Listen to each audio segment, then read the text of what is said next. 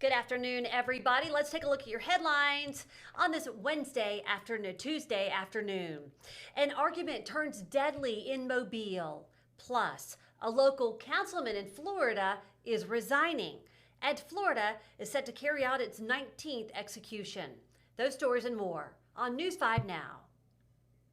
Brought to you by Green & Phillips Injury Lawyers, covering news from your neighborhood and around the world. News 5 Now starts right now. Hello, everyone. Thank you for joining me today for News 5 Now. I'm Devin Walsh. Glad to be with you on this Tuesday afternoon. I hope all of you are having a nice day so far as our temperatures start to warm up.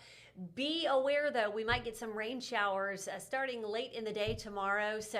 And then we're going to warm up a little bit. So we're going to be on a little bit of a roller coaster, which you're probably used to if you've lived here along the Gulf Coast. Let's get right to our headlines on this Tuesday afternoon.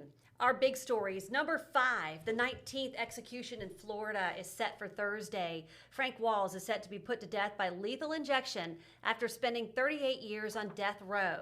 Back in 1987, Walls was convicted of murdering an Eglin airman and his girlfriend after breaking into their home in Okaloosa County. He also admitted to killing 3 other women. The Florida Supreme Court refused to stop his execution. Florida has the most executions carried out in the nation this year. Number 4, a local contractor is sentenced to 10 years in prison. Jesse Lacoste of Cantonment, Florida, will also have to serve 5 years probation and pay back more than $500,000. Investigators say Lacoste used fake information on his application to become a contractor. Then he defrauded homeowners, insurance companies, subcontractors, and suppliers. He was convicted in October.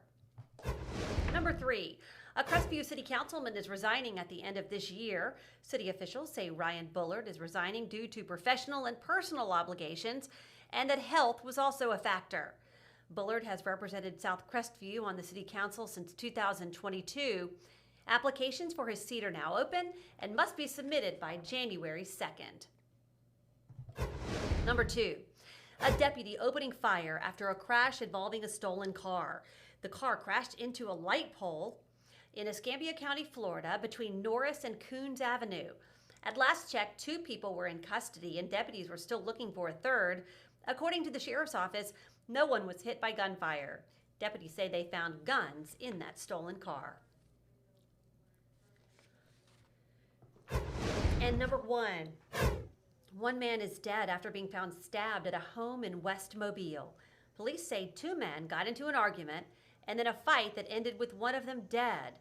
Police say the 2 knew each other. The victim has not been identified, pending next of kin notification. No arrests have been made at this time. And that is a look at our big stories at this hour. The other big story that we didn't include there that we should include is the Powerball drawing. By the way, nobody won.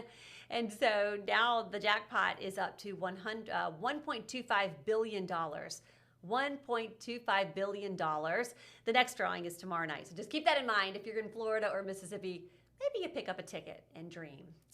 I don't know. Remember, we're related somehow. Remember that? Long lost cousins? You remember that, right? All right, everybody, let's get to our question of the day. What do you think should go in the old Gafers building? So this is downtown in Mobile. There's a tenant that is going to be renovating this building. They're not saying what they're doing with it, but let's see what you guys think they should do with it. How about that? Waffle House downstairs, condos, apartments upstairs.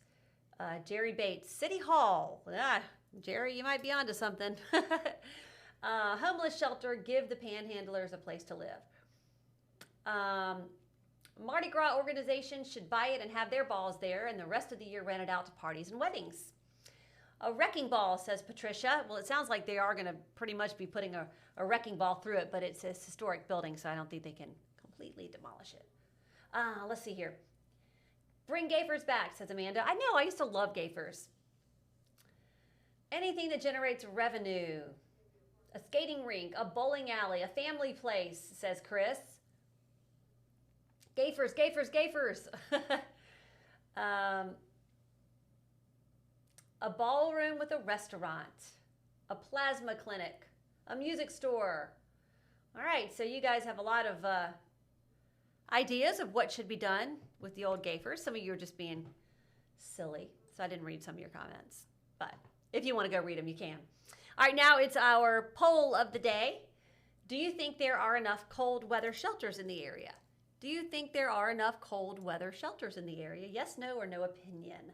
Yes, no, or no opinion? Let us know if you have some knowledge in that area and you think there need to be more or we've got enough.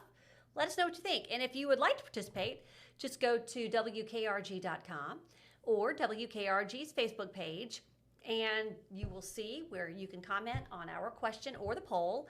And then we'll have another edition of News 5 Now that airs at 5:30, and we will read more of your comments and release the results of our poll. All right, everybody, thank you so much for joining me for WKRG's News 5 Now. I'm Devin Walsh. I'll see you back for WKRG News 5 at 5 o'clock. Have a good afternoon, everybody. Covering news from your neighborhood and around the world. You are watching News 5 Now, brought to you by Green & Phillips Injury Lawyers.